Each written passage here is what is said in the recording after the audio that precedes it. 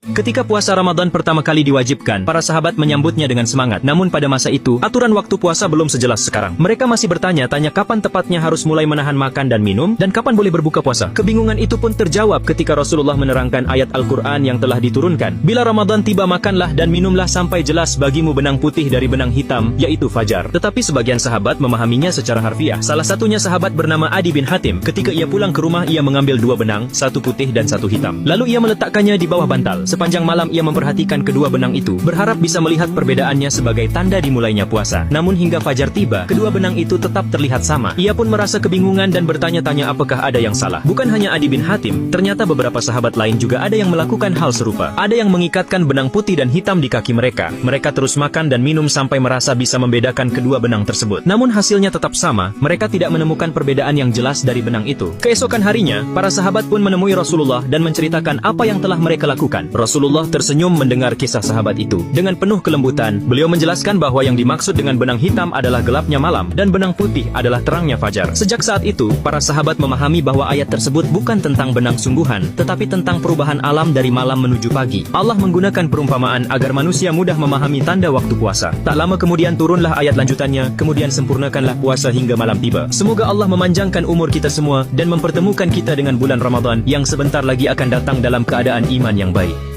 Ketika puasa Ramadan pertama kali diwajibkan, para sahabat menyambutnya dengan semangat. Namun pada masa itu, aturan waktu puasa belum sejelas sekarang. Mereka masih bertanya-tanya kapan tepatnya harus mulai menahan makan dan minum, dan kapan boleh berbuka puasa. Kebingungan itu pun terjawab ketika Rasulullah menerangkan ayat Al-Quran yang telah diturunkan. Bila Ramadan tiba, makanlah dan minumlah sampai jelas bagimu benang putih dari benang hitam, yaitu fajar. Tetapi sebagian sahabat memahaminya secara harfiah. Salah satunya sahabat bernama Adi bin Hatim. Ketika ia pulang ke rumah, ia mengambil dua benang, satu putih dan satu hitam. Lalu ia meletakkannya di bawah bantal. Sepanjang malam ia memperhatikan kedua benang itu, berharap bisa melihat perbedaannya sebagai tanda dimulainya puasa. Namun hingga fajar tiba, kedua benang itu tetap terlihat sama. Ia pun merasa kebingungan dan bertanya-tanya apakah ada yang salah. Bukan hanya Adi bin Hatim, ternyata beberapa sahabat lain juga ada yang melakukan hal serupa. Ada yang mengikatkan benang putih dan hitam di kaki mereka. Mereka terus makan dan minum sampai merasa bisa membedakan kedua benang tersebut. Namun hasilnya tetap sama, mereka tidak menemukan perbedaan yang jelas dari benang itu. Keesokan harinya, para sahabat pun menemui Rasulullah dan menceritakan apa yang telah mereka lakukan. Rasulullah tersenyum mendengar kisah sahabat itu. Dengan penuh kelembutan, beliau menjelaskan bahwa yang dimaksud dengan benang hitam adalah gelapnya malam, dan benang putih adalah terangnya fajar. Sejak saat itu, para sahabat memahami bahwa ayat tersebut bukan tentang benang sungguhan, tetapi tentang perubahan alam dari malam menuju pagi. Allah menggunakan perumpamaan agar manusia mudah memahami tanda waktu puasa. Tak lama kemudian turunlah ayat lanjutannya, kemudian sempurnakanlah puasa hingga malam tiba. Semoga Allah memanjangkan umur kita semua dan mempertemukan kita dengan bulan Ramadan yang sebentar lagi akan datang dalam keadaan iman yang baik.